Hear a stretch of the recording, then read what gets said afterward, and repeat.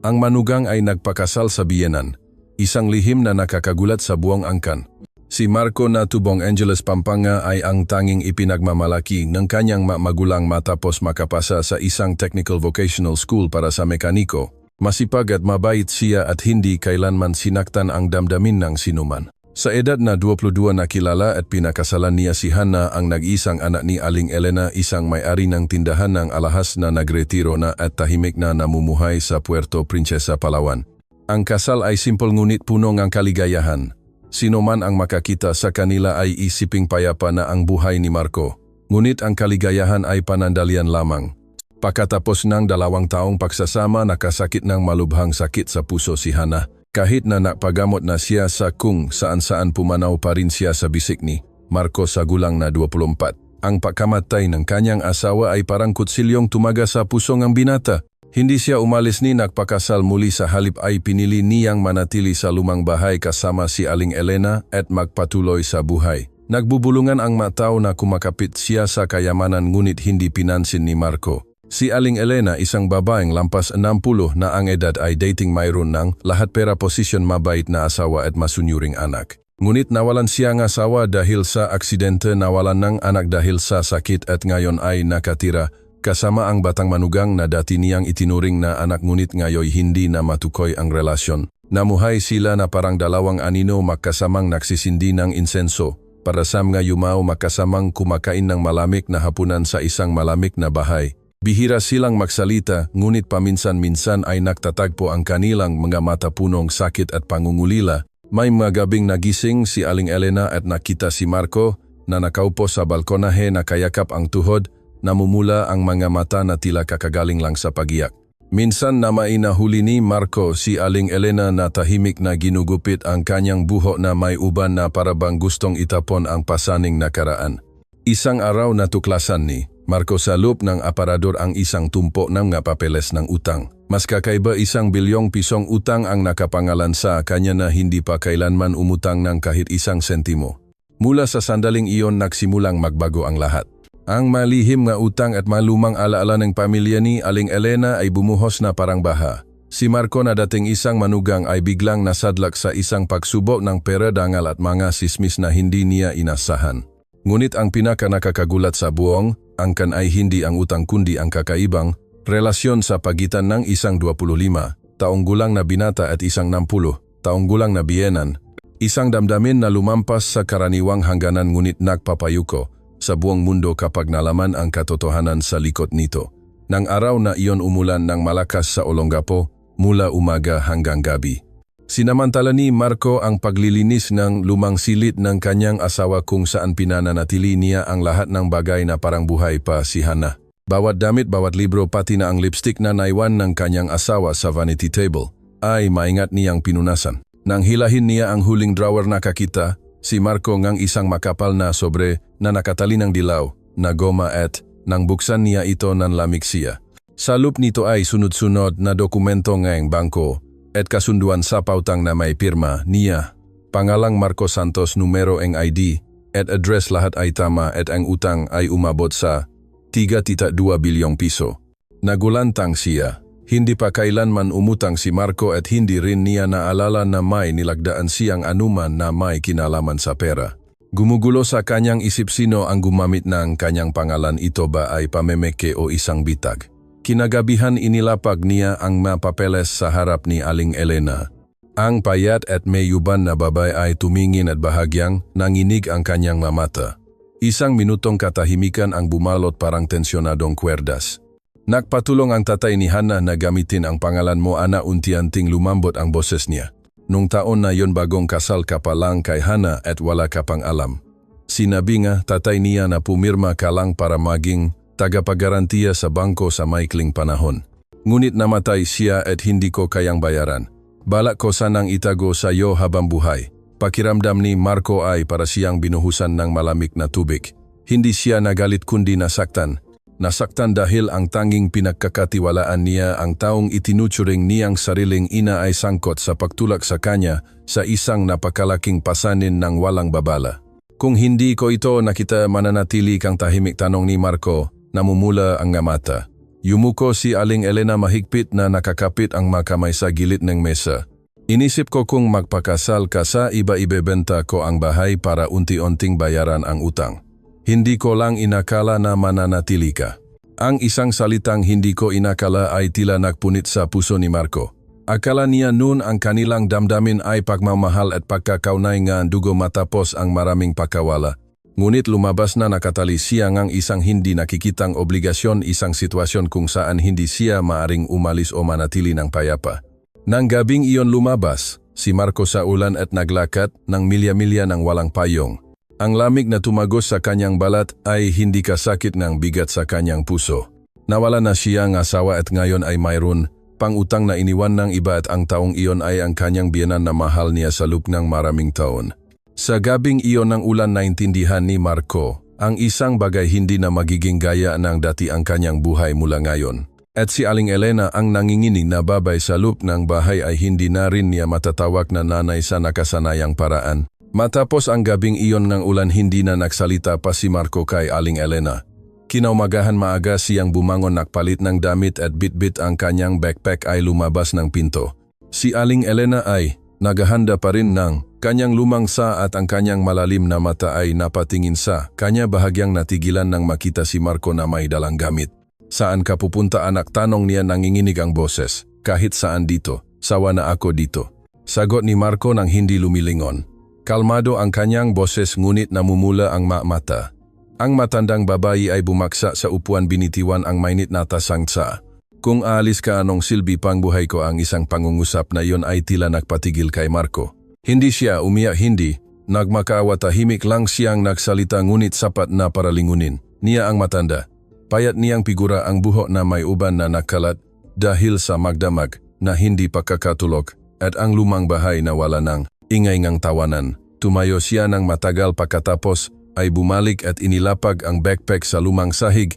Hindi na ako aalis. Ngunit mula ngayon huwag mo na akong tawaging manugang. Pareho silang natahimik. Sa mga sumunod na araw, nagsimulang tumanggap ng trabaho si Marco bilang delivery rider. Sa araw inikot niya ang Puerto Princesa, sakay kanyang motorsiklo na hahatid ng bawat kahon, kam papel at bawat bag ng pagkain. Sa gabi nahuhugas siya ng pinggan sa isang kainan malapit sa daungan. Bawat buwan ilang libo ang kanyang nakokolekta at hinahati niya ito. Kalahati ay pambayad sa utang sa bangko at ang kalahati naman ay ibinibigay kay Aling Elena para sa pamilihan. Nagbago rin si Aling Elena. Ibinenta niya ang huling singsing na ginto at inipon ang kaunting pera para magtayo ng isang maliit na panaderya sa harap ng bahay. Tuwing umaga siya mismo ang nakahanda ng mainit na pandesal at nagtitinda. Sa ilalim ng init ng araw ng Marso may dumaan na nangungutya. Sa ganyan mo pa ring edad, hindi ka ba nahihiya sa manugang mo? Ngumiti lang siya at tiningnan si Marco na nagde-deliver malapit doon. Sa gabi kapag tahimik na ang lungsot, maliwanag pa rin ang maliit na bahay. Naghahanda ng prutas si Aling Elena habang inaalikabok naman ni Marco ang kanyang lumang sapatos. Bihira silang magsalita ngunit ang kanilang mamata ay tahimik na nagbabantay sa isa't isa na parang kung mawala ang isa hindi makakapamuhay ang isa pa. Isang beses nilagnat ng malubha si Marco at nakahiga sa upuan. Dali-daling tumakbo si Aling Elena kung saan-saan upang maganap ng gamot, nilalagyan siyan malamig na bimpo at pinapakain ng lugaw. Nang magising siya, nakita niya ang matanda na nakatulog sa tabing ang kama, mahipit pa rin ang hawak sa kanyang kamay. Sa gitnang tahimik na gabi mahina siyang bumulong, "Nanay, huwag na po natin tawagin ang isa't isang ganyan pwede." Hindi sumagot si Aling Elena ngunit bahagyang nanginig ang kanyang mga mata at nanikip ang kanyang dibdib. Kailan pa nawala sa kanila ang hangganan ng manugang at biyenan? Ito ba ay utang na loob, pagmamahal, responsibilidad o mas malalim na damdamin na hindi nila kayang bigyan ng pangalan? Sa ilalim ng lumang bubong na iyon, sa gitna ng utang, sakit at mga gabing walang tulog, isang kakaibang damdamin ang dahan-dahang sumisiklab ngunit matibay. Tulad ng isang maliit na apoy, sa gitna ng malamig na taglamig. Nang tagaraw na iyon, ang panahon sa Olongapo ay nakakainis na mainit ngunit ang init sa labas ay hindi katulad ng bigat sa puso ni Marco. Isang hapon habang nagde-deliver, tinawag si Marco sa munisipyo dahil sa isang reklamo. Natuklasan ng dating pinakakautangan ni Mang Ramon, asawa ni Aling Elena, na si Marco ang nakapangalan sa utang, kaya hiniling niya sa mga autoridad na i-freeze ang personal na ari-arian ni Marco kung hindi mabayaran ang natitirang halaga. Bagaman walang mahigpit na legal na obligasyon, sapat na ang mapapeles para mapunta si Marco sa korte kung seryosohin itong kabilang panik. Hawak niya ang tumpok reklamo, nanginginig ang makamay.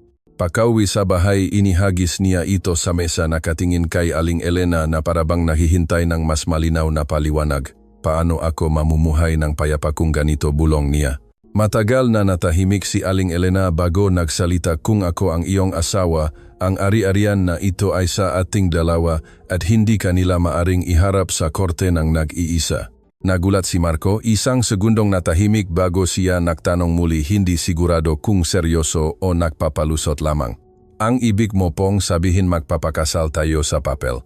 Tumango siya, malungkot ang mga mata. Formalidad lang yon, walang kailangang gawin, ngunit ililigtas ka nito sa di kinakailangang gulo. Ngumiti ng mapakla si Marco, magpapakasal. Sabihanan ang buong barangay ay tatawa sa akin, mas mabuti pa yon kaysa mamatay ka dahil sa utang na ito. Sagot niya sa unang pagkakataon, hindi na mahina ang kanyang boses kundi matatak na tulad ng isang inang nagtatanggol sa kanyang anak. Buong gabing hindi natulog si Marco. Inisip niya ang kanyang mahihirap na magulang sa probinsya na ipinagmamalaki ang kanilang mabait na anak. Inisip niya kung ano ang pag-uusapan ng mga kaibigan, kapitbahay at mga tao sa daungan. Ngunit pagkatapos ay naisip din niya ang mamata ang matanda, ang tanging tao sa tabi niya nang wala siyang pera at nasa pagluluksa. Kahit na itinago niya sa kanya ang tungkol sa utang, siya pa rin ang tanging tao na hindi kailanman bumitaw sa kanya. Kinaumagahan nang sumikat ang araw, sa simula ng taginit sa labas ng bahay, mahina niyang sinabi, kung gusto niyo pa rin po magparehistro na tayo, pero pagkatapos huwag niyo na akong tawaging anak. Nanginginig na kinuha ni Aling Elena ang birth certificate at family book. Malamig ang kanyang kamay, ngunit mas mainit ang kanyang puso kaysa kailanman. 3 araw pagkatapos, sa isang maliit na tanggapan ng barangay, 2 tao, isang 25 taong gulang na binata at isang 60 taong gulang na may uban ay tahimik na lumagda sa sertipiko ng kasal. Walang gown ng kasal, walang paputok, tanging pirma lamang, isang tengo at isang titik na hindi matukoy. Hindi nila sinabi kaninuman, ngunit bumalik na ang kanilang kapalaran. Mula nang makaroon nga sertipiko ng kasal, walang nagbago sa bahay, ngunit hindi na rin ito gaya ng dati. Maaga pa ring bumabangon si Aling Elena para maghanda ang pandesal at si Marco ay nagde-deliver pa rin tulad ng dati. Ngunit mayroong isang bagay sa kanilang mga mata, sa paraan ng kanilang pag-iwas na magbanggaan sa pasilyo o sa kanilang mga buntong hininga sa gabi, na nagpapakita na ang pagkamahiyain ay tahimik na pumasok sa pagitan nila. Isang gabi pagkatapos ng hapunan na puro gulay at piniritong itlog, na huhugas ng pinggan si Aling Elena habang inaalikabok naman ni Marco ang kanyang lumang sinalas. Walang nagsalita, ang tunog ng agos ng tubig ay parang pumupuno sa napakahabang katahimikan. Tiningnan ni Marco ang matanda sandali pagkatapos ay nagsalita, kung malaman itong lahat, tiyak na tatawagin nila akong baliw. Saglit na natahimik si Aling Elena bago sumagot, kung pinagsisisihan mo, aakyat ako sa munisipyo para ipawalang bisa. Ngumiti ng mapakla si Marco, umiling, hindi kakaiba lang ang pakiramdam ko. Paano naging kakaiba? Dati po tinatawag ko kayong nanay, ngayon hindi ko na alam kung ano ang itatawag. Napatigil si Aling Elena, umagos pa rin ang tubig ngunit naninigas ang kanyang kamay. Sa huli mahina siyang nagsalita, hindi na kailangang magtawagan. Manatili na lang tayong tahimik, siguro mas madali ang buhay. Buong gabing nag-isip si Marco. Sa dilim naririnig niya ng malinaw ang bawat paggalaw ni Aling Elena sa katabing silid. Makatabi ang kanilang masilid at laging nakabukas ng bahagya ang mapinto na parang isang lihim na kasunduan. Hindi sila totoong mag-asawa kundi 2 taong nagtutulungan sa gitna ng unos. Ngunit habang mas matagal silang nagsasama, mas naguguluhan si Marco. Si Aling Elena ay hindi nabiyanan sa lumang kahulugan. Siya ang taong nasa tabi niya nang mawala sa kanya. Ang lahat, siya ang pumalit sa asawa niya upang alagaan siya nang magkasakit, siya ang umako ng utang na kanyang pamilya nang walang hinihingi. Sa mga gabing umuulan, tahimik siyang nagdagdag ng kumot. Sa mga hapon na mainit, lihim siyang naglagay ng pera sa kanyang pitaka dahil alam niyang kaunti lamang ang kanyang sahod. Nagsimulang matakot si Marco sa sarili niyang damdamin. Tinanong niya ang sarili kung mahal niya ba ang matanda bilang isang ina o bilang isang babae. Alam niya ang sagot, ngunit hindi siya naglakas loob na sabihin. Dahil baka kapag sinabi niya, mawala pa ang tanging tao na natitira sa kanyang buhay. Isang araw umuwi ng gabi si Marco, punong-puno ang langis ang kanyang katawan. Pagod na pagod siya at nang umupo siya sa upuan nakita niya sa mesa ang isang mangkok ng mainit na lugaw, inasna na itlog at ginayat na dahon ng prila. Lumabas si Aling Elena mula sa silid, may hawa na mainit na tuwalya. Manahimik ka anak, hahayaan mo akong punasan ang mukha mo. Hinawakan ni Marco ang kanyang kamay at biglang sinabi, ayoko na po na tawagin niyo akong anak. Hindi na ako anak mo simula nang pumirma tayong papeles ng kasal. Napatulala, si Aling Elena namumutla ang kanyang mukha ngunit punong-puno ng luha ang kanyang mata. Hindi dahil sa takot o kahihiyan kundi dahil alam niya na mula sa sandaling iyon ang damdamin na pilit nilang itinago sa loob ng maraming buwan ay hindi na maitago pa. Matapos ang sinabi ni Marco, tila nanlamig ang kapaligiran sa maliit na bahay. Natahimik si Aling Elena sa buong gabing iyon. Nahugas siya ng pinggan, naglinis at pagkatapos ay umupo nang matagal sa harap ng altar ni Hannah na parang nakahanap ng salita mula sa yumaw niyang anak. Samantala nakahiga, si Marco sa kamadilat na dilat ang mamata na nakatingin sa kisame. Hindi niya pinagsisisihan ang sinabi niya ngunit hindi rin niya maiwasang matakot-takot na itutulak siya palayo ng matanda, takot na pipiliin nitong manatiling tahimik magpakailanman at mawawalan na naman siya ng isa pang tao. Kinaumagahan, madilim ang langit sa Puerto Princesa tulad ng damdamin ng gataw. Magang gumising si Aling Elena. Suot niya ang isang dark blue na Filipiniana dress, isang damit na matagal na niyang hindi isinusuot sa mga espesyal na okasyon. Napusot ang kanyang buhok at bahagyang may kulay rosas ang kanyang mukha. Inilapak niya sa mesa ang isang maliit na kwaderno at sinabi kay Marco, may gusto akong sabihin sayo. Umupo si Marco sa upuan, tahimik na tumango. Itinulak niya ang kwaderno sa kanya. Ito ang lahat ng papeles, utang at ari-arian. Tulad ng napakasunduan legal tayong mag-asawa ngayon. Kung gusto mong tumigil, narito ayat ako sa munisipyo para ipawalang bisa ang kasal. Walang sinuman ang maninisi. Ngunit kung gusto mo pa rin akong tawaging pamilya, nautal siya, lumuluha ang mga mata, huwag mo na akong hayaang mamuhay ng isa pang araw sa ganitong kalagayan. Hinawakan ni Marco ang kanyang kamay sa unang pagkakataon ay mahigpit niyang hinawakan na parang hawa niya ang pinakamahalagang bagay sa kanyang buhay. Hindi ako isang mabuting tao, ngunit hindi pa ako kailanman nagmahal ng sinuman tulad ng pagmamahal ko sayo. Isang segundong katahimikan pagkatapos ay sabay silang umiyak. Hindi ito humahagulhol na iyak kundi mga tahimik na luha na dumaloy na parang inilalabas ang lahat ng pagdurusa at magabing walang tulok. Nang gabing iyon lumipat si Marco sa silid ni Aling Elena. Wala silang ginawang, labis na kahiga lamang sila sa tabi ng isa't isa, nakikinig sa patak ng ulan sa lumang bubong na yero. Inilagay ni Marco ang kanyang kamay sa kamay niya habang marahan naman niyang ipinapatong ang kanyang ulo sa balikat niya. Hindi na kailangang magsalita, hindi na kailangang magpaliwanag, sapat na ang malaman na hindi na sila nag-iisa. Mula ng araw na iyon namuhay sila bilang isang tunay na mag-asawa. Kahit na may agwat sa edad, kahit na may magabulong-bulungan, nanatili silang tahimik sa tabi ng isa't isa. Tuwing umuwi si Marco mula sa trabaho, may naghihintay sa pinto. Si Aling Elena na nagtitinda ng pandesal ay may sumusundo. Nagsimulang magbulungan ang mga kapitbahay. Mayroong naninisi, mayroong nagbubulungan, ngunit mayroon ding tumatango. Mas mabuti pa yan kaysa sa maraming batang mag-asawa ngayon na nagsasama ng hindi tunay na nagmamahalan. Hindi nagpaliwanag si Marco at Aling Elena dahil naiintindihan nila na ang mayroon sila ay hindi panandalian kundi isang uri ng pag-ibig na dumaan sa pagkawala, sakripisyo at pagpapatawad. Isang pag-ibig na walang sinumang nangahas na pangalanan ngunit nararapat pahalagahan. Ang tahimik na pag-ibig sa pagitan ni Marco at Aling Elena ay patuloy na lumalago, hindi maingay, hindi sentimental. Ito ay makumpletong hapunan, mamatang punong na pasasalamat ka pa nakikita sa pagtatapos na raw at isang bagong kamiseta na binili niya para kay Marco kahit na kinailangan niyang hindi kumain na almusal ng ilang araw. Ngunit isang umaga ng taglagas, isang tao ang biglang dumating, sumira sa katahimikan na iyon. Si Tita Carmen, ang kapatid na babae ng asawa ni Aling Elena, ay galing sa timog upang bisitahin ang makamag-anak. Pagkapasok pa lang niya sa gate, napatigil siya. Marco, nandito ka pa rin. At bakit ka kasama ni Aling Elena?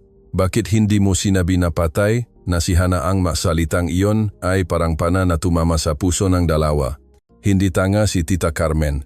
Isang sulyap lang sa kung paano inilagay ni Marco ang kanyang kamay sa balikat ni Aling Elena habang nagbubuhos ng tsaa.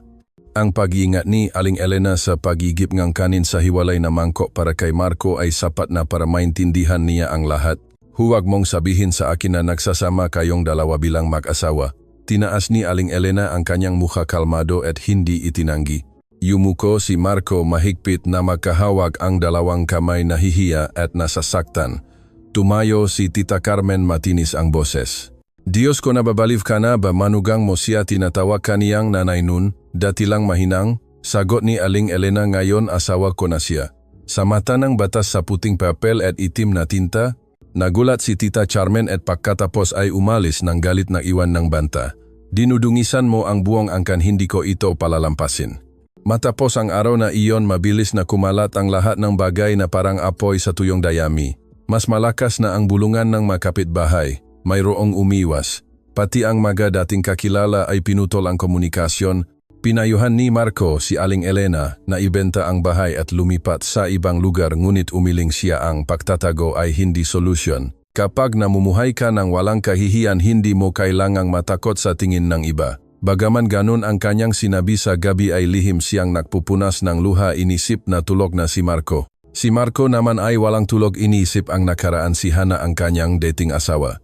Nagsimula siyang magtanong sa sarili kung pinagtaksilan ba niya ang yumaw. Ang tanong na iyon ay bumabagabag sa kanya araw-araw. Isang gabi inilabas ni Marco ang lumang wedding photo frame nila ni Hana at pinunasan ang alikabo. Nakatayo si Aling Elena sa likod, tahimik na nakatingin, pagkatapos ay nagsalita. Kung buhay pa si Hana, sigurado akong hindi niya gugustuhing makita kang malungkot ng ganyan habang buhay. Lumingon si Marco at mahinang nagtanong, naramdaman niyo po ba na mali tayo? Malungkot na ngumiti si Aling Elena. Maraming beses. Ngunit kung tama ang pamumuhay mo, ngunit hindi ka masaya, may kabuluhan pa ba iyon? Ang mga salitang iyon ay nagpatulala kay Marco. Naintindihan niya ang pag-ibig na ito ay hindi mali dahil sa edad, hindi mali dahil sa paghuhusga, kundi mali lamang dahil dumating ito matapos ang isang buhay na nawala. At natatakot siya na kung patuloy siyang mag-isip, isang araw ay alis si Aling Elena tulad ng lahat ng gaminahal niya. Oktubre, nagsimulang lumaganap ang lamig sa bawat eskinita sa Puerto Princesa.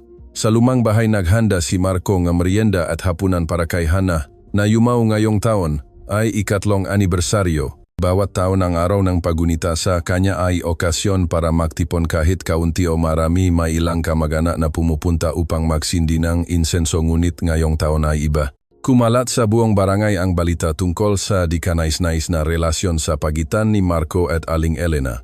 Ang manangako na darating ay hindi napakita. Ang madating malapit ay nag-text lamang at nagsabing abala, kahit ang matatalik na kaibigan ni Hana ay nagdahilan upang umiwas. Nakaupo si Marco sa harap ng tahimik na mesa ng pagkain, namumula ang mata. Nakbuhos siya ng alak habang tahimik na tinatawag ang pangalan ng yumao. Hana, patawad, ngunit hindi na ako kayang mamuhay sa anino mo. Nakatayo si Aling Elena sa pintuan ng kusina, nakasuot ng itim na damit. Ang kanyang mata ay nakatingin sa altar ng kanyang anak, puno ng pagsisisi. Lumapit siya at inilapag ang isang mangkok ginataang saba, ang paborito ni Hana, sa altar. Nangingini ang makamay. Walang nagsalita, ngunit ang bigat ng damdamin ay bumalot sa kanila. Biglang tumunog ng malakas ang lumang gate na bakal. Isang anino ang pumasok, si Tita Carmen. May dala siyang bungkos ng puting chrysanthemums at isang reklamo. Napatulala si Aling Elena at mabilis na tumayo si Marco. Balak mo bang hayaan itong lumipas na lang? Nakakolekta na akong sapat na ebidensya, isang reklamo laban sa iyo sa paglabag sa moralidad ng pamilya at pagsasamantala sa ari-arian ng yumao. Ihahain ko na ito sa komite. Malamig na sabi ni Aling Elena, hindi ako lumalabag sa batas. Tungkol naman sa moralidad, sino ang may karapatang humatol? Ipinukpo ni Tita Carmen ang kanyang kamay sa altar. Pinakasalan mo ang iyong manugang. Inisip mo ba si Hana? Lumabas si Marco at humarang sa pagitan ng dalawa. Ako po ang pumayag, hindi ako pinilit ng sinuman. Kung may dapat nakahiya-hiya, ako po yon, hindi si Aling Elena. Natigilan si Tita Carmen nang tumingin kay Marco. Ang payat na binata noon ay matangkad na ngayon, may matatak na tingin at boses na punong determinasyon. Mahal ko po siya. Alam kong nakakagulat, yon para sa lahat. Ngunit kung hindi ako mamumuhay ng toto sa sarili ko, isa lang akong patay na tao. Hinila ni Aling Elena ang kamay ni Marco, marahang umiling. Hindi mo na kailangang magsalita, Tita Carmen. May karapatan siyang gawin ang sa tingin niya ay tama, ngunit hindi ko kayang hayaang masira ang pangalan mo habang buhay dahil sa emosyonal kong desisyon. Mahigpit na hinawakan ni Marco ang kanyang kamay, hindi ko pinagsisisihan. Kahit na kinailangan kong umalis sa lugar na ito, pipiliin ko pa ring manatili sa tabi mo. Ang masalitang iyon ay tila nagpatahimik sa buong bahay. Wala nang sinabi si Tita Carmen. Bumuntong hininga siya, inilapag ang bungkos ng bulaklak sa altar pagkatapos ay tumalikod at umalis, iniwan ang luma ng reklamo sa mesa na walang pirma. Matapos ang magulong anibersaryo na iyon, mas naging tahimik si Aling Elena. Maaga siyang pumupunta sa palengke, umuwi ng gabi na at sa bawat hapunan ay dalawa lamang sila. Ngunit hindi na niya tinitignan si Marco tulad ng dati. Ang kanyang mata ay puno ang isang bagay na hindi matukoy. Marahil ay takot, kaguluhan o maaring naghahanda para sa isang pamamaalam. Napansin iyon ni Marco. Nagsimula siyang umuwi ng mas maaga, tinutulungan siya sa tindahan. Bumili siya ng bagong bisikleta bilang kapalit ng luma at inaantay siya para maglakad-lakad sa paligid ng lawa tuwing gabi. Ngunit kahit anong pagsisikap, niya pinananatili pa rin niya ang isang hindi nakikitang distansya na parang nagtatayo siya ng isang pader upang protektahan si Marco mula sa kanyang damdamin. Isang gabi habang nakaupo sila sa tabing lawa ng tal, ang malamig na hangin ng taglagas ay humahaplos sa kanilang balikat. Mahinang sinabi ni Aling Elena, "Napakadesisyon na ako." Hindi kumukurap na tiningnan siya ni Marco. Kinuha niya sa bulsang kanyang damit ang isang papel. Ito ay isang petisyon para sa pagpapawalang bisang kasal. "Ayokong patuloy kang magdusa sa mga tsismis. Mahaba pa ang buhay mo, hindi ko kayang hayaang makulong ka sa kasal na ito dahil lang sa isang salitang awa." Nagulat si Marco. "Inisip niyo po ba na ang damdamin ko para sa inyo ay awa, hindi awa kundi pasasalamat? Alam ko kung hindi dahil sa utang na iyon, hindi ka kailanman papayag na pakasalan ang isang babaeng tulad ko." Tumawa si Marco, ngunit patuloy na dumaloy ang kanyang maluha. "Pinakasalan kita hindi dahil sa pamimilit. Sabi niyo nga po kung hindi ka mamumuhay ng toto sa iyong puso, anong silbi pang buhay? Ngayon ay kinukontra niyo po ang sarili niyo." Natahimik siya. Nanginginig na sinabi ni Marco ng may diin, "Mahal kita, nanay. Hindi ko pinapansin kung ano ang sasabihin ng sinuman. Hindi ito awa at lalong hindi utang na loob, kundi dahil ikaw mismo ang nagligtas sa akin mula sa kailaliman. Minahal mo ako sa paraan na walang sinumang gumawa." Inabot ni Aling Elena ang kanyang kamay upang punasan ang luha ni Marco at mahinang sinabi, "Naniniwala ako sayo, ngunit hindi ako naniniwala sa lipunang ito." Ang masalitang iyon ay parang isang kutsilyo na tumaga sa puso ni Marco. Kinaumagahan, tahimik na isinara ni Aling Elena ang panaderya at iniwan ang susi ng bahay sa isang kamag-anak. Nagsulat siya ng isang liham para kay Marco. "Alis ako ng sandali, hindi para tumakas kundi para bigyan ka ng oras na mag-isip ng mabuti. Kung pagkatapos ng lahat ay gusto mo pa ring mamuhay sa ganitong buhay kasama ang isang tulad ko, hanapin mo ako sa maliit na bahay sa labas ng Angeles, Pampanga, kung saan gustong magretirong iyong ama. Maghihintay ako, ngunit hindi kita pipilitin." Binasa ni Marco ang liham, gulong-gulo ang kanyang damdamin. Nakaupo siya ng tulala sa tabi ng mesa, mahigpit na hawa ang papel na basang-basa ng luha. Nang gabing iyon, sa unang pagkakataon ay naramdaman niya na ang bahay na ito ay malamig na parang ulila. 3 araw ang lumipas mula nang umalis si Aling Elena. Wala na ang tunog ng walis sa umaga sa lumang bahay, wala na ang tunog ng pagbubukas ng panaderya, wala na ang pamilyar na kaluskos ng sinala sa pasilyo. Si Marco na lang ang tahimik na nakaupo sa sala parang bato. Tiningnan niya ang lumang wedding picture ni Hannah, ang kanyang dating asawa. Pagkatapos ay tiningnan niya ang bagong larawan nila ni Aling Elena noong araw ng kanilang kasal na nakalagay sa tabi ng bintana. 2 babae, 2 bahagi ng buhay, ang isa ay kanyang kabataan at ang isa ay ang lugar kung saan niya natagpuan ang kanyang sarili pagkatapos ng pagkawala. Sa ika-4 na gabi, nagising siya sa hating gabi, lumabas sa bakuran at tiningnan ang kalangitan na puno ng bituin. Tinanong niya ang sarili kung hindi niya hahanapin ang matanda. May pagkakataon pa ba siya sa buong buhay niya? Kinaumagahan, inimpake ni Marco ang kanyang magamit. Idinikit niya ang isang papel sa pintong panaderya. "Sarado muna, magbubukas kapag bumalik ang mga ngiti." Sumakay siya ng bus patungong Angeles, Pampanga, isang bayan na halos 1 oras at kalahati ang layo mula sa Puerto Princesa. Sa buong paglalakbay, blanko ang kanyang isip at ang kanyang puso ay parang tambol.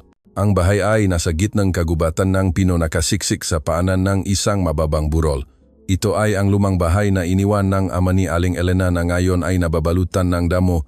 Ngunit ang kakaiba ay nakita ni Marco ang isang bagong tanim na bougainvillea na nagsisimula pa lang mamula, ibig sabihin ay narito pa rin siya. Pumasok siya sa gate, hindi nakakandado ang pinto. Sa loob ngang bahay kumalat ang amoy ng nilagang gulay. Si Aling Elena ay nagbuburda, nakasuot ngang salamin sa pagbabasa at nakapusot ang kanyang buhok sa likod. Nang iangat niya ang kanyang ulo at makita si Marco, natigilan ang kanyang mamata. Hindi mo na ako kailangan hanapin, mahinang sabi niya. Kung hindi kita hahanapin, paano ako makakapamuhay sa buong buhay na ito, sagot ni Marco, nanginginig ang kanyang puso. Nakatayo silang dalawa nang may maliit na distansya sa pagitan, walang nagsasalita. Humahangin ang hangin sa bintana, dala ang huningam ga ibon at ang mabilis na tibok ng puso ng dalawa. Lumapit si Marco, lumuhod sa harap niya. Hindi mo na po kailangang magtago at hindi mo na rin po kailangang pilitin akong pumili dahil pinili na kita matagal na po. Kung mahal mo pa rin ako, hayaan mo akong manatili kahit na para lang magluto, maghugas ng pinggan o maglinis ng hardin ng bougainvillea. Natahimik si Aling Elena, nagsimulang umagos ang luha mula sa sulok ng kanyang matang punong kulubot. Napakabait mo, anak. Napakabait mo na hindi ko kayang pakawalan ka. Itinaas ni Marco ang kanyang ulo, namumula ang mga mata. Kung gayon, huwag niyo na po akong pakawalan. Tumango siya walang salita. Nang gabing iyon, kumain sila ang kanilang unang hapunan sa bahay sa gitna ng kagubatan. Walang ilawng lungsod, walang bulungan sa likod nila at walang mapanuring tingin ng matao. Tanging sila lamang, isang binata na nawalan ng lahat at isang matandang babae na sa huling yugtong ang kanyang buhay ay naglakas loob na magmahal. Sa hardin nagsisimula ng mamulaklak ang mga bougainvillea. Ang kapayapaan sa kagubatan ng Pino ay tumagal lamang ng mahigit isang linggo nang dumating ang isa pang bagyo. Kinaumagahan, habang ginugupit ni Marco ang mga bougainvillea sa bakuran, may hawak si Aling Elena na isang makapal na sobra namumutla ang kanyang mukha. Walang pangalan nang nagpadala ang liham, tanging isang malabong pulang selyo lamang, Bangko Teha, isang pangalan na hindi pamilyar sa kanila. Sa loob ay isang kopyang kasunduan sa pautang mula 11 taon na ang nakalipas. Sa ilalim ng kontrata ay ang pangalan ni Mang Ramon, ang dating asawa ni Aling Elena, amanihan na. Siya rin ang dating nakapangalan sa bahay sa pangunahing kalye na kanilang ibinenta maraming taon na ang nakalipas.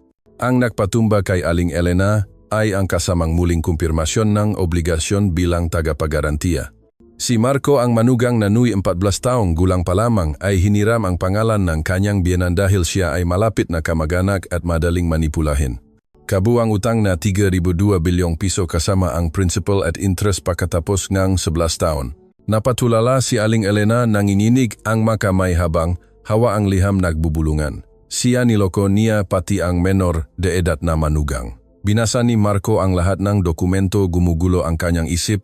Malabo niyang naalala na sinabing kanyang biyenan noon na gagamitin niya ang kanyang pangalan para sa isang kontrata upang patunayan ang kita ng pamilya. Bata pa siya noon, simple lang ang pag-isip, hindi naglakas loob na magtanong ng marami. Sino ang mag-aakala na ngayon ay nagpahayag ang bangko na kung hindi mabayaran sa loob ng 30 araw magsasampa sila ng kaso at ilalabas sa publiko ang impormasyon tungkol sa kaso. Tiningnan ni Aling Elena si Marco, ang kanyang mga mata ay puno ng pagsisisi. Dapat ay nalaman ko nang mas maaga. Pinaghihinalaan ko na noon pa na may ginagawang kalokohan ang tatay mo, ngunit hindi ko inakala na hihilahin kaniya sa kumunoy. Mahigpit na kinuyom ni Marco ang kanyang kamao. Kung hindi po namatay si Mang Ramon dahil sa aksidente noon, siguro po ako na ang nakakulong ngayon. Ang masalitang iyon ay nagpaya kay Aling Elena. Tumayo si Marco, matatag ang tingin. Hindi ako tatakas at hindi ko rin po hahayaang magpabalik-balik kayo sa pahingi ng tulong. Haharapin ko ito. Nang gabing iyon, pumunta si Marco sa sentro ng bayan upang makipagkita sa isang dating kaibigan, si Michael, na dating real estate broker. Tulungan mo akong ibenta ang bahay sa Puerto Princesa kahit anong presyo. Nagulat si Michael. Nababaliw ka ba, iyan ang bahay na iniwan ng biyenan mo? Malungkot na ngumiti si Marco. Ngayon ang panahon para bayaran ko ang lahat ng utang ng nakaraan. Kahit hindi ako ang may gawa, nakapangalan ito sa akin. Pananagutan ko. Sa loob ng bahay na kahoy sa gitna ng kagubatan, tiningnan ni Aling Elena ang mga bougainvillea. Ang unang bulaklak ay nalaglag at alam niyang hindi lang ito tungkol sa utang kundi isang paalala.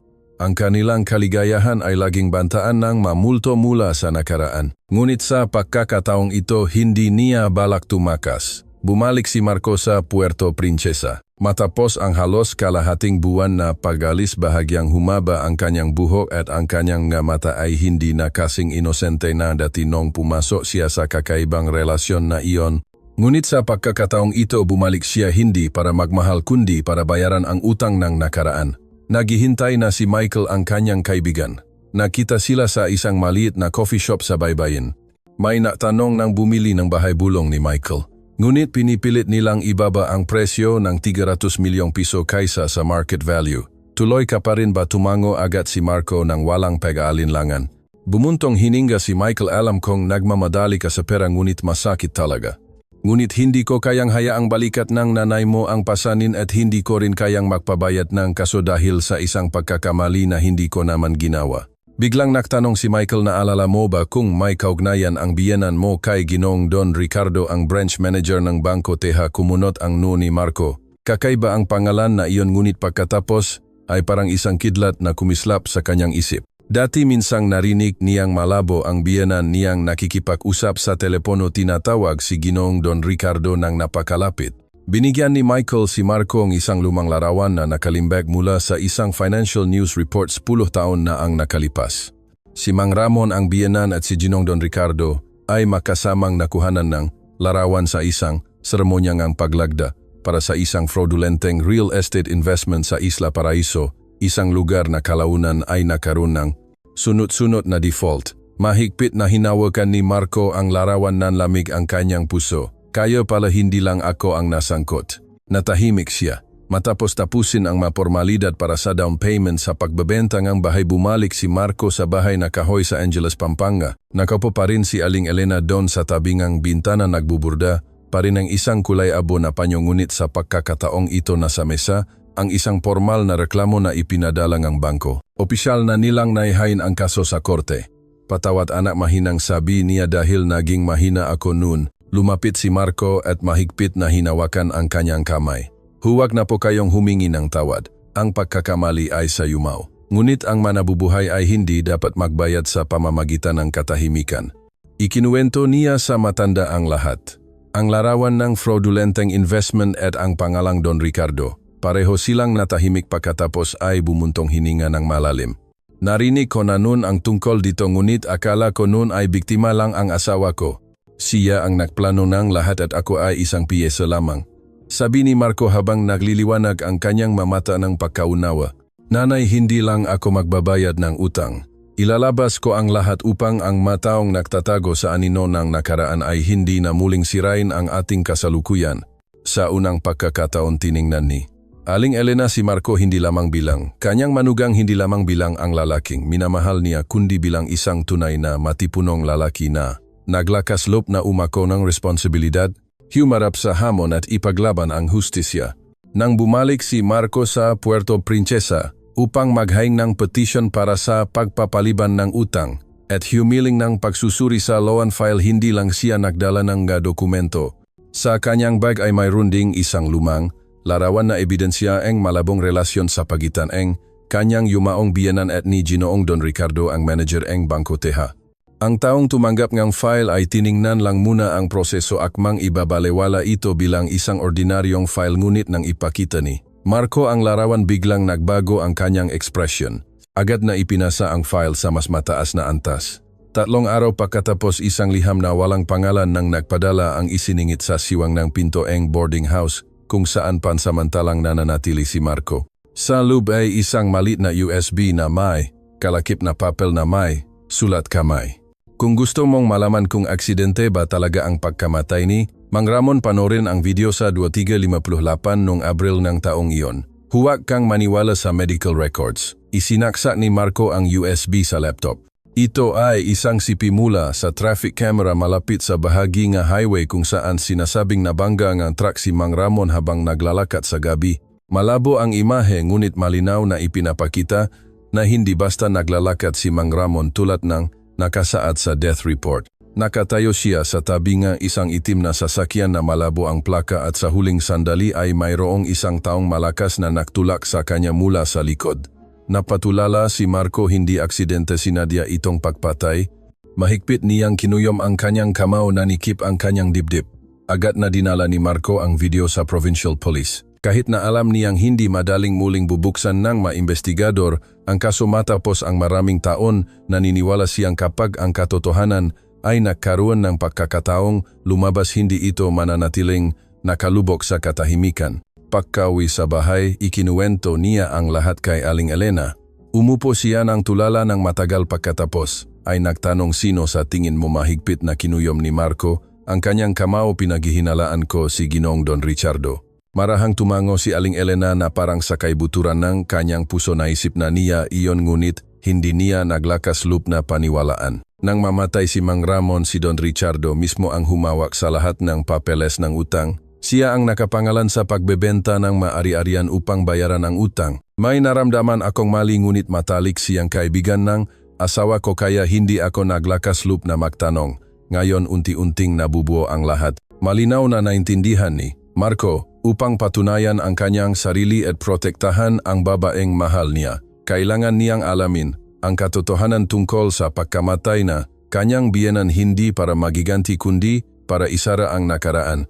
Sa liwanag ng gabing iyon, sa unang pagkakataon matapos ang maraming buwan, kusa niyang hinawakan ang kamay ni Aling Elena sa ilalim ng balkonahe ng bahay na kahoy.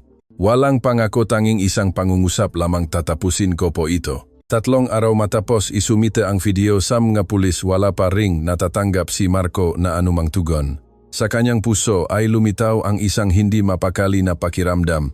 Ang uri ng katahimikan na karaniwang lumilitaw kapag mayroong interbensyon mula sa mga lihim na puwersa. Nagpasya si Marco na hindi na maghintay. Bumalik siya sa kanyang kaibigan na si Michael, na dating nagtatrabaho sa industriya ng malumang kotse at may connection sa mga garahe at inspection centers. Kailangan kong hanapin ang license plate ng kotseng ito. Ibinigay ni Marco ang larawang CP mula sa video. Bagaman malabo, tumango si Michael matapos itong suriin ng ilang beses. Ito ay isang Camry na may plate number ng 14A, ngunit masyadong malabo ang huling bahagi ng numero. Hayaan mong ipapalinaw ko muna ang larawan.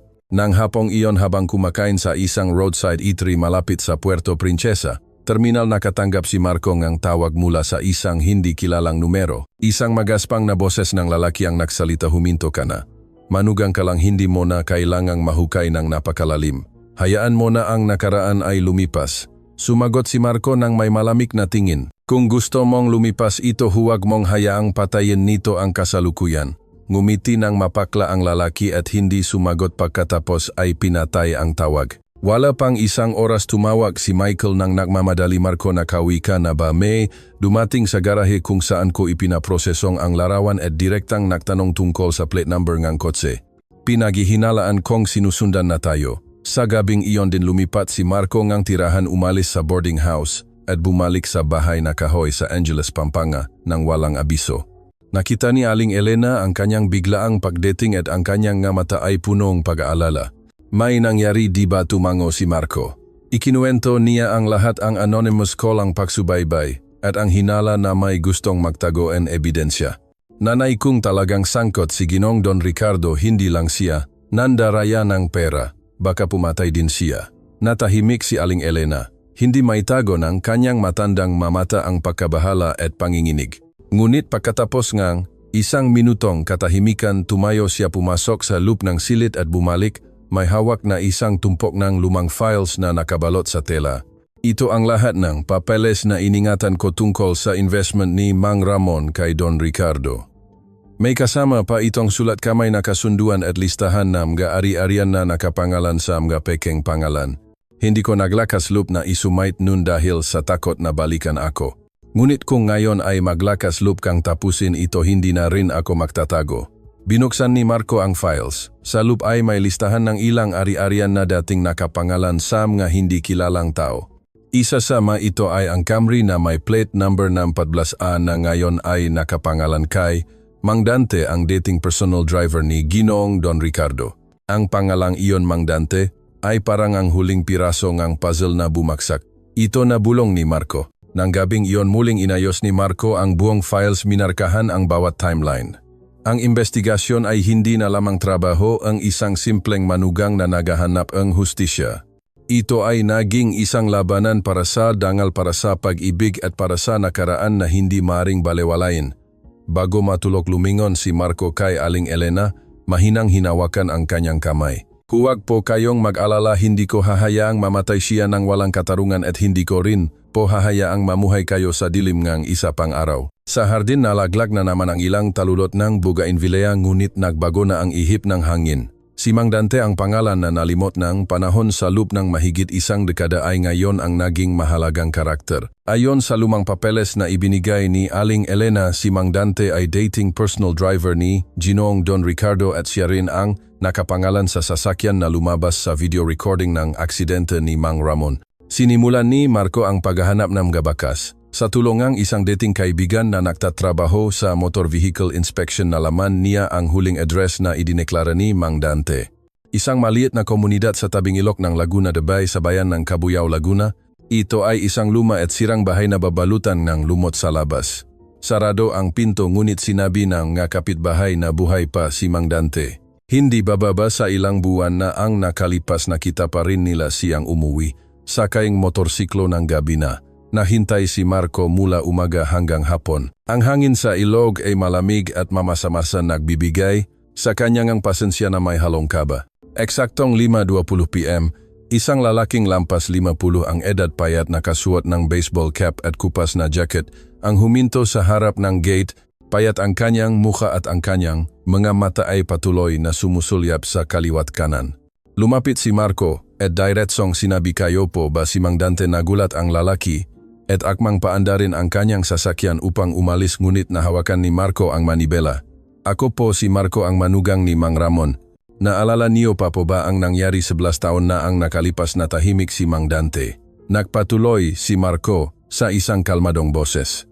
"Hindi po kayo ang pumatay, ngunit kung patuloy kayong tahimik, ang taong nasa likod nito ay mananatiling ligtas magpakailanman." Tinitigan ni Mang Dante si Marco sa mata. Pagkaraan ng ilang sandali, bumuntong hininga siya ng malalim at binuksan ang pinto upang imbitahan siya sa loob. Sa loob ay isang sirang silid, may mga batik-batik na pader at amoy amag. Nagbuhos ng tubig si Mang Dante ngunit halatang nanginginig ang kanyang kamay. "Wala akong intensyon na patayin si Mang Ramon. Ako po ay driver lamang noong araw na iyon." Marahang tumango si Marco. Kung gayon, sino po ang nakaupo sa likod ng sasakyan? Mahigpit na kinuyom ni Mang Dante ang tasangang tubig. "Si Ginoong Don Ricardo. Siya ang nagayos ng pagpupulong ni Mang Ramon. Hindi po ako pinayagang lumabas ng sasakyan, umupo lang po ako at naghintay." Ngunit nang lumabas si Mang Ramon, tila nagtalo ang dalawa. At pagkatapos ay malakas na itinula ni Ginoong Don Ricardo si Mang Ramon. Kumunot ang noo ni Marco. "Nakita niyo po ng personal," tumango si Mang Dante. "Ngunit pagkatapos noon, pinilit po akong magbitiw sa trabaho at binayaran ng halaga ng pera kasama ang banta. Kung magsalita ka, hindi mapayapa ang pamilya mo." Natahimik si Marco. "Kaya maglakas loob po ba kayong tumestigo?" Ngayon tiningnan siya ni Mang Dante. Ang kanyang mata ay puno ng pagkalito. Pagkatapos ay mahina niyang sinabi, "Kung mayroong magpoprotekta sa aking pamilya, lalabas po ako." Napagkatagal ko nang namumuhay sa takot. Mahigpit na hinawakan ni Marco ang kamay ni Mang Dante at matatag na sinabi, "Poprotektahan ko po kayo dahil walang sinuman ang dapat mamuhay sa dilim kung hindi sila ang may kagagawan nito." Nang gabing iyon, umuwi si Marco na puno ng sabik at pag-asa. Sa unang pagkakataon matapos ang maraming buwan, natamaan ng liwanag ng hustisya ang tamang lugar at alam niyang mula sa sandaling ito ang laro ay hindi na lamang tungkol sa pera kundi isang bukas na labanan. Laban sa taong nagplano ng lahat ng trahedya sa kanyang pamilya. Kinaumagahan pumunta si Marco sa opisina ni Abogado Reyes, isang abogado na kilala sa paghawa ng mga komplikadong kasong sibil, lalo na ang mga kaso na may tinatago na impormasyon o may elemento ng grupo ng interes. Si Abogado Reyes ay isang matikas na lalaki, may kulay abong buhok, malalim ang boses at matatalim ang tingin na parang kutsilyo. Matapos marinig ang buong paglalahad ni Marco, hindi agad tumango si Abogado Reyes kundi nagtanong lamang, "Sigurado ka bang lalabas si Mang Dante para tumestigo?" Buong lakas na tumango si Marco, "Sigurado po akong handa siyang lumagda NH. Affirmation kung may legal na protection." Ngumiti ng mapakla si Abogado Reyes. "Madali ang legal na protection, ngunit ang protection mula sa galit ng publiko, mula sa mga pananalita ng media, makakaya mo ba?" Sumagot si Marco ng walang pag-alinlangan, "Mas marami na po akong napagdaanan kaysa rito. 2 araw pagkatapos opisyal na ipinadala ang file sa Korte Panlalawigan ng Palawan kasama ang kahilingan na muling imbestigahan ang sanhingang pagkamatay ni Mang Ramon. Kasabay nito nagpadala si Marco ngang kopya ngang file sa ilang kilalang mamamahayag na dating tumulong sa kanya upang magsalita ng hindi makatarungang kunin ng bangko ang kanilang ari-arian. Naunawaan niya na ang liwanag ng hustisya ay dapat samahan ng presyon ng publiko. Gayunpaman mas mabilis na nagbago ang ihip ngang hangin kaysa sa kanyang inakala. 1 linggo lang pagkatapos, sunod-sunod na anonymous na artikulo ang lumabas sa mga tabloid manugang na parasito gustong agawin ang ari-arian ng dating biyenan. 25 anyos na kasintahan sinasamantala ang damdamin ng 10 anyos na may-ari. Ang tunay na mukhang mabait na manugang isang plano para sa bilyong-bilyong pamana. Napatulala si Marco sa harap ng screen na laptop. Ang ma-edited na larawan ang mapait na komento ang mabastos na salita na hinaluan ng pang-iinsulto ay bumuhos na parang baha. Agad na tumawag si Michael ang kanyang matalik na kaibigan sa gabing iyon, sigurado akong si Don Ricardo ang nasa likod nito. Sinisiraan kaniya para ilihis ang atensyon mula sa kaso. Alam iyon ni Marco ngunit hindi niya inakala na tatamaan niya ang pinakamahina niyang punto. Ang relasyon sa pagitan niya at ni Aling Elena, hindi siya natakot na maunawa ang mali. Ang inaalala niya ay masaktan si Aling Elena. Nang gabing iyon umuwi si Marco at nakita si Aling Elena na nakaupo sa tabi ng altar, ang kanyang nga mata ay malalim at namumula. Nabasa niyo na po di ba mahinang tanong ni Marco. Hindi sumagot si Aling Elena. Pakaraan ngang ilang sandali ay sinabilang niya, hindi mo na kailangang humarap sa gulo. Kung umatras ka ngayon, hindi ako magagalit. Lumuhod si Marco sa harap niya, nanikip ang lalamunan. Hindi niyo po naiintindihan, nanay. Hindi na ito tungkol sa manugang o biyanan. Ito ay tungkol sa dangal sa katotohanan sa kawalang katarungan ng isang buong pamilya.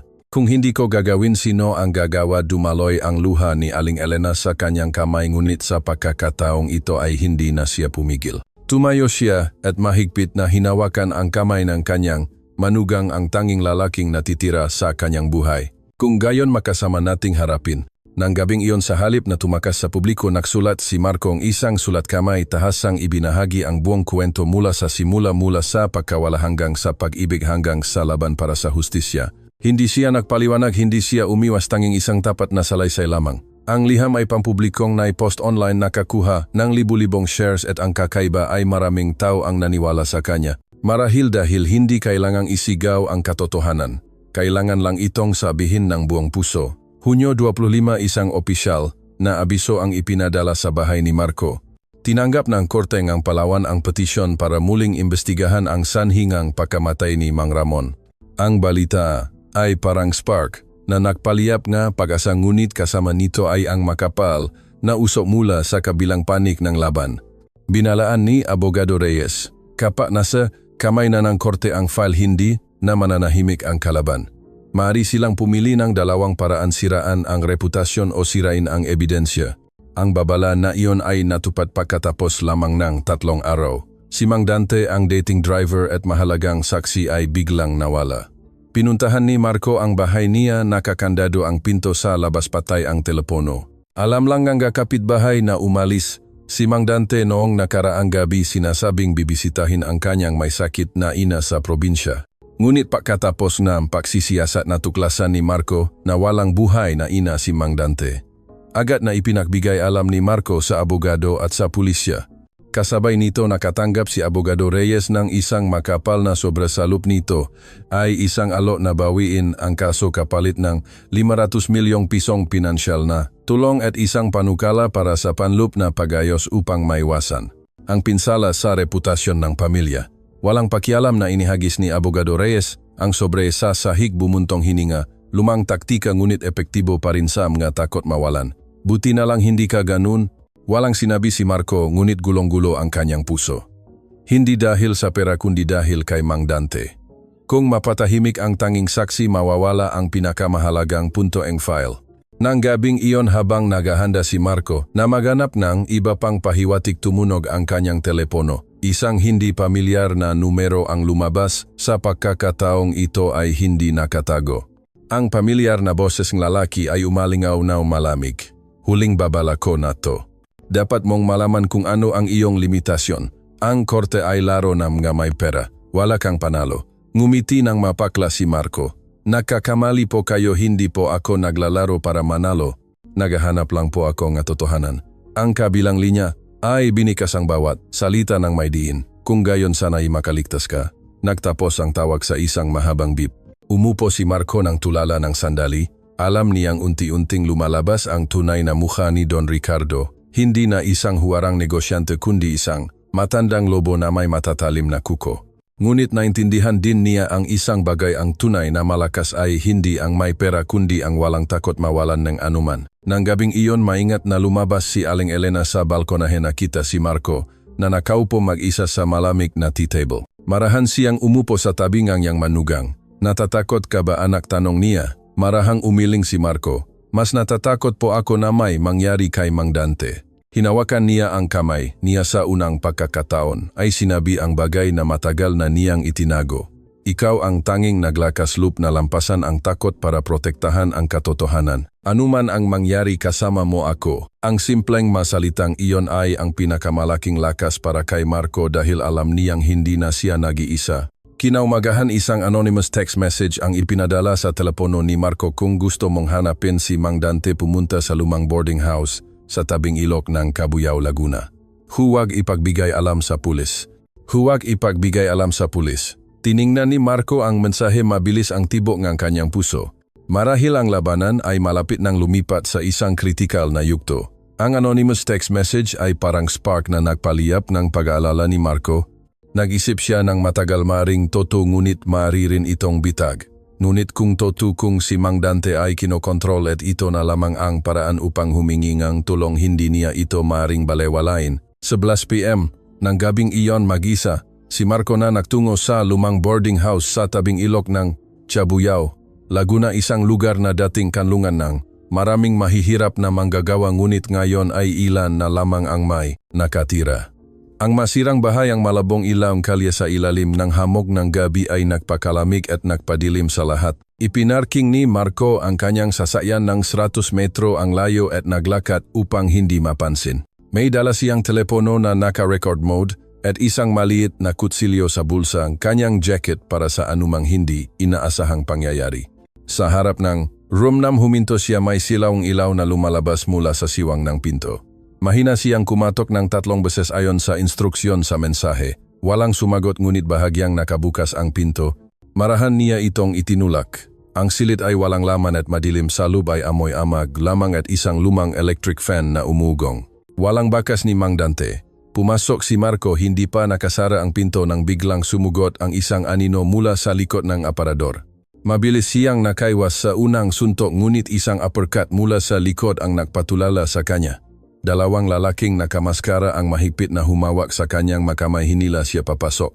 Ang ikatlong lalaki na walang maskara ay lumabas mula sa likod ng kurtina. Nakilala ni Marco si Rodi, isang mapagkakatiwalaang tauhan na dating nagtatrabaho kay Ginoong Don Ricardo. Ngumiti ng mapangutya si Rodi, wala ng saysay si Mang Dante. Ikaw ang kailangang ayusin. Sinubukang kumawala ni Marco, ngunit kinontrol siya. Inabot ni Rodi ang telepono mula sa kanyang bulsa, pinatay ang recording at pagkatapos ay direktang inihagis sa pader at nabasag ito. Akala mo ba ang ilang video clip ang ilang salaysay ngeng? Isang matandang driver ay makapagpapabagsak ngeng. Isang buong impryo. Lumapit siya sa tainga ni Marco, masyado kang inosente. Suminya siya sa 2 lalaki, nagapusin ang kamay at paa ni Marco at akmang tatakpan ang kanyang bibig, ngunit sa sandaling iyon umalingaungaw ang sirena ng sasakyan sa labas ng eskinita. Pulis, nagulantang ang 2 tauhan, nagmura. Sino ang nagsumbong? Sumipa ang pinto at bumukas. 3 pulis ang sumugot, mabilis na kinontrol ang 2 hoodlum. Sinubukan ng isa na tumakas, ngunit nahuli matapos itumba ng isang plainclothes officer. Hingal na hingal si Marco, pagod na pagod, ngunit bumalik ang liwanag sa kanyang mata. Isang lalaking nakasuot ng mahabang jacket ang pumasok, si Abogado Reyes. Ngumiti ng mapakla siya, akala mo ba hahayaan kitang umalis ng mag-isa? Ako ang nagplano ng mensaheng iyon at naitala ng kamera sa labas ng eskinita ang buong paghahanda ninyo para umatake. Natahimik si Rodi, namumutla ang kanyang mukha. Sa gabing iyon din ang buong grupo ay inaresto dahil sa organized assault at criminal obstruction of justice. Kinaumagahan kumalat ang balita tungkol sa insidente sa social media. Sa unang pagkakataon, binanggit ng media ang pangalang Don Ricardo kasama ang mga keyword na may kaugnayan sa muling investigasyon sa pagkamatay ni Mang Ramon, ang dating asawa ni Aling Elena. Umuwi si Marco sa gitna ng emosyonal na pagbati ni Aling Elena. Hinawakan niya ang kanyang namamagang kamay, patuloy na bumuhos ang luha. Napagkasama mo, anak. Bakit hindi mo sinabi sa akin na alis kang umiti? Si Marco marahang inilagay ang kanyang kamay sa kanyang puso. Dahil alam ko na palagi ka pong nandito sa puso ko. Isang linggo pagkatapos ng pag-aresto sa grupo ng mga kriminal sa boarding house sa tabing ilog, naglabas ng desisyon ang Provincial Investigation Agency ng Palawan na ipatawag si Ginoong Don Ricardo, dating branch manager ng Bangko TH upang linawin ang mga senyales ng paglabak sa proseso ng paghawak ng utang at ang pagkamatay ni Mang Ramon. Mabilis na kumalat ang balita na parang kidlat. Sabay-sabay na nabalita ang mamalalaking pahayagan. Ang dating kinikilalang huwarang negosyante en Palawan ay iniimbestigahan kaunay en di umano'y dituwirang pagpatay sa isang department official noong 2020. Samantala si Marco na dating inaping buong online community ay naging sentro ngayon ng pahanga. Sa kanyang personal na Facebook account ang liham na isinulat niya noon na may pamagat na paano ko minahal ang aking biyenan at bakit hindi ko pinagsisisihan ay muling ibinahagi, ngunit sa pagkakataong ito ay hindi na may kasamang panunuya kundi may pagpapahalaga.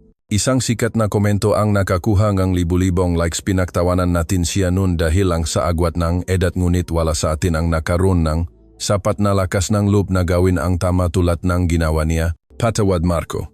Sa punong tanggapan ng pulisya sa simula ay itinanggi ni Ginoong Don Ricardo ang lahat ng paratang sinasabing tumulong lamang siya sa pamilya ng kanyang matalik na kaibigan ng pumanaw ito at ang lahat ng pamamaraan ay sumusunod sa proseso. Ngunit nang ipalabas ang video clip na ibinigay ni Mang Dante kasama ang kanyang opisyal na pahaya matapos siyang dalhin sa ligtas na lugar, ganap na nagbago ang ekspresyon ni Ginoong Don Ricardo. Sa video siya mismo ang nagbigay na senyas sa driver na ikot ang sasakyan sa mismong oras na itinulak si Mang Ramon sa kalsada. At ang kasunduan sa pagpapawalang bisangang utang na pinilit niyang pirmahan ni Aling Elena na hindi notaryado at hindi sumusunod sa mga pamamaraan ng bangko ay nabunyag bilang isang taktika para sa pagnanakaw ng ari-arian. Malawak ang lambat ng hustisya ngunit mahirap makatakas. Isang buwan pagkatapos opisyal na kinasuhan si Ginoong Don Ricardo ng pang-aabuso sa posisyon at kapangyarihan upang agawin ang ari-arian at pagtatago ng krimen na nagdulot ng malubhang kahihinatnan. Para kay Marco, kahit na malinaw na ang tagumpay, hindi siya nakpakita ng kayabangan. Sa halip pinili niyang lumayo sa media, tinanggihan ang lahat ng panayam dahil naiintindihan niya na isang mahalagang bahagi ng totohanan ay nabunyag na, ngunit ang sakit nga pagkawala ng mahal sa buhay ay walang makakapawi. Isang gabi habang nakaupo silang dalawa, mahinang nagtanong si Aling Elena, galit ka ba sa kanya, anak? Umiling si Marco at tumingin sa malayo. Hindi, ngunit hindi ako magpapatawad dahil ang pagpapatawad ay pagpapakawala. Pinili ko namang tandaan upang walang sinuman ang maranasan ang sakit na ito. Hinigpitan niya ang kamay niya. Sa sandaling iyon malinaw niyang naintindihan na ang lalaking ito ay hindi lamang kanyang manugang, hindi lamang kanyang minamahal, kundi ang tanging natitirang sandigan matatag at mapagpatawad. Ilang araw pagkatapos dumalaw si Abogado Reyes upang ibalita na magbubukas ang korte ng preliminary hearing sa loob ng 2 linggo. Sa lahat ng ebidensya na nakalap, napakataas ng posibilidad na mahatulan ang akusado. Ang pamilya ni Marco at Aling Elena ay maaring magay ng petisyon upang maibalik ang nga ari-arian na sa pilitang kinuha dati. Isang pangungusap lamang ang sinabi ni Marco, hindi ko po kailangan ng prabasta, nandito lang po kayo. Oktubre 18, binuksan ng Korte Panlalawigan ng Palawan ang preliminary hearing upang litisin ang kaso ng pang-abuso sa posisyon at kapangyarihan upang agawin ang ari-arian at pagtatago ng dituwirang pagpatay laban kay akusado Don Ricardo, dating branch manager, NG, Bangko TH, na dating IT neutering, na simbolo NG Tagumpay, NGM Mega Lokal, na negosyante. Indirectly laban kay akusado Don Ricardo, dating branch manager ng Bangko TH na dating IT neutering, na simbolo ng tagumpay ng mga lokal na negosyante. Punong-puno ng tao ang bulwagan. Mahigit 100 mamamahayag mula sa malalaking istasyon ang dumating ng maaga. Hindi lang sila interesado sa kaso ng bangko kundi pati na rin sa isang espesyal na karakter. Si Marco, ang batang manugang na dating kinutiang social media, ay ngayon ay tumayo upang ipaglaban ang hustisya para sa kanyang pamilya. Nakaupo si Marco at Aling Elena sa unang hilera. Nakasuot siya ng magandang Filipiniana, malalim ang kanyang mukha. Inayos ni Marco ang kwelyo ng kanyang nanay, marahang hinawakan ang kanyang kamay bilang paktiyak. Hindi na sila umiwas sa tingin ng iba tulad ng dati. Dahil binigyan sila ng katotohanan ng karapatang itaas ang kanilang tumagal ang paglilitis ng halos 6 na oras. Ibinunyag ng kinatawan ng prosecution office ang sunod-sunod na ebidensya. Ang clip ni Ginoong Don Ricardo na lumitaw malapit sa pinangyarihan bago mamatay si Mang Ramon. Ang ma-audio recording ng pag-usap sa mga subordinate upang itago ang impormasyon. Ang pahaya ni Mang Dante, ang driver na nakasaksi sa lahat na binayaran at binantaan. Ipinakita ng mga dokumentong pinansyal na inabuso ni Ginoong Don Ricardo ang kanyang posisyon upang pilitin si Aling Elena na lumagda ng illegal na deed of assignment ng ari-arian. Ang abogado na depensa ay mayroon lamang isang argumento: ginawa ng aking kliyente ang lahat ng ito dahil sa pag-aalala para sa kinabukasan ng pamilya ni Mang Ramon at wala siyang intensyon na magnakaw. Hindi mabubura ng mahinang depensa na iyon ang katotohanan na napakalinaw na. Sa huling bahagi na pagtatalo, inimbitahan si Marco na umakyat bilang isang taong may kaunay na interes. 3 pangungusap lamang ang kanyang sinabi: hindi ko po kailangan ng pera. Kailangan ko lang po na maging mapayapa ang aking ama sa kabilang buhay. Na ang aking nanay ay makapamuhay ng payapa at maunawaan ng lipunan na ang hustisya ay minsan ay nahuhuli ngunit hindi kailanman nawawala. Nagpalakpakan ang buong bulwagan. Sa pagtatapos ng paglilitis, ibinabang ang hukuman ang hatol kay Don Ricardo ng 18 taong pagkakakulong. Pinilit siyang ibalik ang lahat ng ilegal na kinuha na ari-arian kabilang ang bahay sa harap ng kalye sa Puerto Princesa at ang halaga na katumbas ng 3 bilyong piso at ibalik ang dangal ni Mang Ramon ayon sa kahilingan ng pamilya. Nang marinig ang hatol, umiyak si Aling Elena, hindi dahil sa tuwa kundi dahil matapos ang maraming taon ng pagdurusa, sa wakas ay isinara ang isang kabanata na nakaraan sa liwanag ng hustisya. Nang hapong iyon, nang bumalik sa bahay ang maina, isang grupo ng mga kapitbahay ang nahihintay. Isang babaeng nasa gitnang edad ang mahiyang lumapit. Pasensya na po samga, sinabi ko noon na hindi maganda tungkol sa inyong dalawa. Ngayon ko lang nakita na si Marco ay isang lalaking dapat igalang ng sinuman. Idinagdag ng isa pa, si Marco ay hindi lang manugang kundi isang tunay na lalaki ng pamilya. Ngumiti si Aling Elena ng punong damdamin. Yumuko lamang si Marco bilang pasasalamat, walang sinabi. Nang gabing iyon, umupo siya sa balkonahe ng bahay, nakatingin sa malinaw na kalangitan sa gabi. Maraming pagsubok na ang nalampasan at naintindihan niya na mayroon pa ring madilim na bahagi ang buhay, ngunit kung mananatili kang malinis ang konsensya, ang bawat hakbang ay magiging liwanag. 2 buwan matapos ang paglilitis, inayos ang lumang bahay ni Aling Elena sa Olongapo. Hindi ito sobrang luho ngunit malinis, maliwanag at comfortable. Bawat sulok ng bahay ay may bagong hininga, hindi ang materialismo kundi ang kapayapaan matapos ang unos. Kinaumagahan nakatayo si Aling Elena sa hardin, marahang hinahawakan ang bagong bukatkat na pulang rosas. Lumabas si Marco mula sa loob ng bahay, may hawak na 2 tasangang mainit na tsa. Palagi mo pa ring inaalagaan ang mahalaman na ito, nanay, di ba, mahina niyang sinabi. Dahil ang mabulaklak ay hindi kailanman nagsisinungaling. Kung malungkot o masaya, kailangan mo lang tingnan para maintindihan. Ngumiti ng marahan siya. Pareho silang umupo sa batong mesa sa ilalim ng bougainvillea. Hindi na kailangan ngang maraming salita. Naiintindihan nila ang isa't isa sa punto na minsan ay sapat na ang katahimikan para maging comfortable. Pagkaraan ng ilang sandali, kinuha ni Marco mula sa kanyang bulsa ang isang tumpo ng mga file, mga papeles ng pagpaparehistro negosyo para sa isang libreng vocational training center para sa mga mahirap na kabataan sa baybayin. Isang pangarap na matagal na niyang inasam ngunit hindi kailanman naisip na magkakatotoo. Ano po sa tingin niyo? Nanay, kung magbubukas tayon libreng klase sa vocational training para sa mga bata sa lugar o sinumang nasa parehong sitwasyon ko noon, naluha si Aling Elena. Akala mo ba hindi? Ako sasama sa iyo, ngumiti si Marco. Alam niyang sa piling niya walang imposible. Nang gabing iyon, nakatanggap sila ng imbitasyon mula sa lokal na pamahalaan upang dumalo sa isang seremonya ng pakilala sa mga natatanging mamamayan sa community activities, at si Marco ay isa sa mga nominado. Sa una tumanggi siya ngunit hinawakan ni Aling Elena ang kanyang kamay, hindi ito para sumikat ka anak kundi para malaman ng mabatang nawawalan ng pag-asa na ang isang tulad mo ay nagsimula rin sa sakit. Tumango siya. Sa seremonya ngang pakilala ng tanungin ng host kung ano ang naktulak sa kanya na lampasan ng lahat ng pahuhusga at sakit upang marating ang araw na iyon, sumagot si Marco, dahil mahal ko.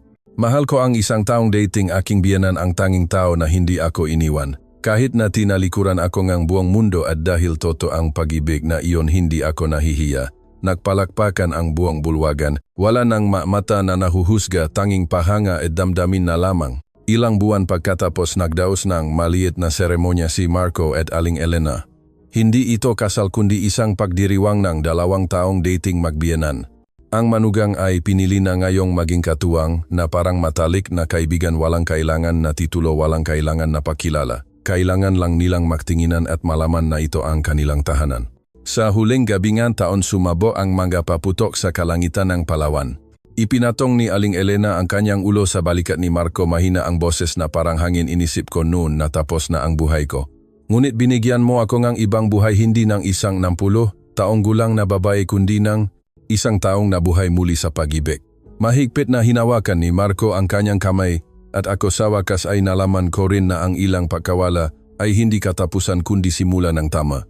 Ang kwento ni Marco at Aling Elena ay hindi lamang isang espesyal na pag-ibig na lumampas sa hangganan ng edad at relasyon sa lipunan, kundi isang tahimik na epiko ng tapang katapatan at pagnanais na mamuhay ng toto sa sariling puso. Sa isang lipunan na puno pa rin ng pahuhusga na sanay na tignan ang pag-ibig sa pamamagitan ng mga pamantayan at hulmahan, pinili nilang lumaban sa agos. Tiniis nila ang mga paninira, ang mga pagdududa at maging ang pagkamuhi, ngunit hindi kailanman bumitaw sa isa't isa. Ang kanilang pag-ibig ay hindi maingay, hindi mapagpanggap, ngunit tapat at matatag. Iyon ay isang uri ng damdamin na pinanday sa pamamagitan ng pakawala, sa pamamagitan ng araw ng pakikibaka laban sa kawalang katarungan, at sa huli ay kinilalang lipunan hindi sa pamamagitan ng mga papeles kundi sa pamamagitan ng puso ng mataw. At ang kwento na hustisya na ipinaglaban ni Marco ay patunay din na ang makabataan kung pananatilihin ang katuwiran at pananampalataya ay makapagpabago pa rin ng isang sistema na tila hindi maaring galawin. Hindi bayani si Marco. Siya ay isang anak lamang, isang ordinaryong lalaki, ngunit naglakas loob na piliin ang tama kahit na alam niyang ang daan ay punong sakit. At si Aling Elena, isang babaeng nawalan ng lahat, ay nanatiling may kabaitan, kahinahunan at dangal ng isang ina, isang babae na natutong magmahal muli matapos ang maraming sakit. Ang pag-ibig ay walang hangganan sa edad, katayuan o pahuhusga hanggat ito ay nagmumula sa katapatan at hindi nakakasakit ng sinuman. Ang hustisya ay maaring maging huli, ngunit hindi kailanman nawawala kung mayroong maglakas loob na itaguyod ang katotohanan hanggang sa huli. Ang pamilya ay hindi kailangang buuin mula sa dugo o titulo, kundi maaring magmula sa mga taong naglakas loob na manatili magmahal at magkasamang lampasan ang maunos. At sa huli, huwag kailanman husgahan ang sinuman sa kanilang panlabas na anyo o sa mga tsismis. Bawat isa ay mayroong hindi pa nasasabing kwento, at minsan ang kwento na iyon ay sapat na upang baguhin ang paraan ng pagtingin natin sa buhay. Kung nakinig ka hanggang dito, marahil ay mayroon ka ring pagninilay-nilay sa iyong puso. Sino ka man, nasaan ka man, tandaan na hindi lahat ng nabubuhay ng iba sa iyo ay mali at hindi lahat ng tama ay madaling tanggapin sa simula. Ngunit ang mamuhay ng toto ay palaging ang pinakatamang pagpipilian para sa pusong tao. Ang kwento ay nagtatapos, ngunit ang mga mensahe na dala nito ay umasa na magpapatuloy sa puso ng bawat isa sa atin.